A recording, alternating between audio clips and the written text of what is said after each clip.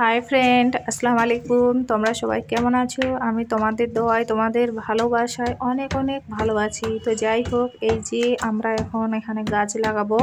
আমার হাজব্যান্ড এই যে মরক ফুলের গাছটা নিয়ে এসছে।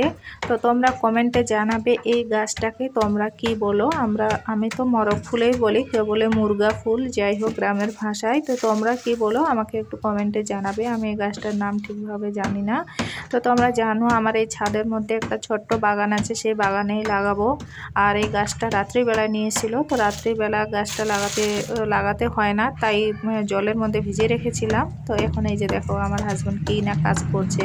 এই যে মাটিগুলো শুকনো ছিল, মাটিটাও একটু বাইরে থেকে নিয়ে এসে, কারণ এখানে বাইরে সেরকম মাটি টাটি পাওয়া যায় না, তো এখানে কেরিতে করে এদের কিছুটা নিয়ে এসেছিলো।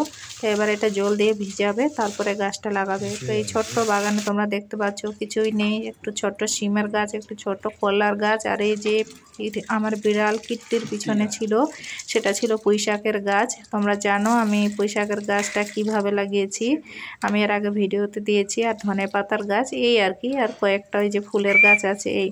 তো যাই হোক এই গাছটা লাগাবে, তার জন্য জল দিয়ে মাটিটা ভিজিয়ে রাখছে, তারপরে লাগাবে। তো যাই হোক এই যে দেখো আমার বিড়ালকে, ওকে আমাদের পিছনে পিছনে ঘুরঘুর করতেই হবে। ও দেখছো এইভাবে আমাদের মানে পিছনে চলে এসছে, আমরা যা যা করি ওইভাবেই আমাদের সঙ্গে থাকে। আর কত সুন্দর ও মানে দেখছে যে ও ভাবছে কি করছে, ও মজা নিচ্ছে। হ্যাঁ, তো যাই হোক বন্ধুরা, আমার ভিডিওটা যদি ভালো লেগে থাকে তোমাদের, তাহলে একটা লাইক, শেয়ার এবং কমেন্ট করে দিবে। আর আমার চ্যানেলটাকে একটা ছোট্ট দেখে সাবস্ক্রাইব করে দিবে। তো যাই হোক এই যে আমার বড় মজা করছে আমার বিড়ালের সঙ্গে, কারণ ও যেভাবে মানে তাকাচ্ছে দেখছে, খুব ভালো লাগছিল। তো যাই হোক বন্ধুরা, ভালো থেকো, খোদা হাফেজ।